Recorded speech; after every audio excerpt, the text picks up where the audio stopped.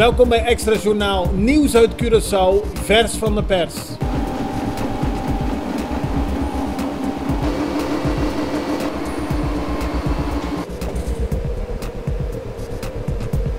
En dit is het nieuws van vandaag. De definitieve veroordeling van oud-minister-president Gerrit Schotten zal een smet werpen op de reputatie van Curaçao. Dat zegt Gert Ostindie. Hij is hoogleraar koloniale en postkoloniale geschiedenis aan de Universiteit Leiden. Hij zegt dat in gesprek met Caribisch Netwerk. Volgens hem bevestigt de veroordeling allerlei mensen in Nederland in het idee dat er iets niet in de haak is in de politiek op de eilanden. Volgens politicoloog Miguel Goede is er een gevaar dat de politici in Den Haag aangeven heel blij te zijn met deze zaak en met het feit dat Schotten is veroordeeld. Als dat te nadrukkelijk wordt benadrukt, dan geeft dat de mensen hier de indruk dat het een Nederlandse agenda is, aldus Miguel Goede. Het Bureau Telecommunicatie en Post en Utiliteiten heeft nog geen officiële aankondiging gegeven over de brandstofprijzen, maar de Extra wist al te melden dat benzine en diesel in de maand december zullen stijgen. Benzine zal met ongeveer 3% stijgen en is in december te verkrijgen voor 2 gulden en 5 cent. Diesel wordt maar 1% duurder en wordt 1,583 cent per liter. De prijs voor een grote gasfles blijft 65 gulden en ook voor een kleine gasfles verandert er niks en betalen we ook in december 13 gulden.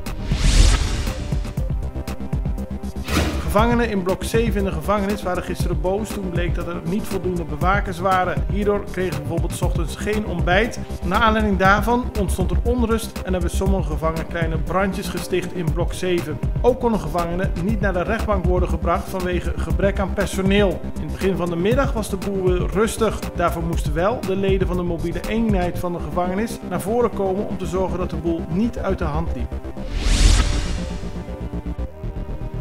De politie heeft gewaarschuwd dat ook dit jaar, aan het eind van het jaar, er weer strenger gecontroleerd zal worden. Ook wordt niks getolereerd. De politie doet die uitroep omdat het op Curaçao inmiddels gewoond is geworden dat het aan het eind van het jaar drukker is en mensen zich soms niet goed weten te gedragen. De politie tolereert geen enkel wangedrag en zal bij de controles worden geholpen door leden van onder meer de VKC, de Antilliaanse Militie en de Marechaussee. Minister van Economische Ontwikkeling Steven Martina staat aan het hoofd van een delegatie van het Koninkrijk der Nederlanden dat deze dagen Colombia bezoekt. De bedoeling is contact te leggen met het bedrijfsleven om op zo de economische ontwikkeling van Curaçao te stimuleren. Er is veel aandacht voor de stad Medellín. Nog niet zo heel lang geleden stond Medellín slecht bekend met veel criminaliteit en weinig economische groei. Dat is nu helemaal anders. Zo zijn er bijvoorbeeld heel veel toeristen die de stad bezoeken. Curaçao wil leren van de best practices van Medellín. Prinses Beatrix, de voormalige koningin van het Koninkrijk, is gisteren aangekomen op Bonaire. Ze blijft daar voor in totaal 4 dagen. Ze werd ontvangen door gezaghebber Edison Reina. Beatrix is op Bonaire op bezoek op uitnodiging van de stichting Nationale Parken Bonaire Stinapa. Bezoek van prinses Beatrix staat volledig in het teken van de natuur en er is ook aandacht voor de cultuur en de jeugd op Bonaire.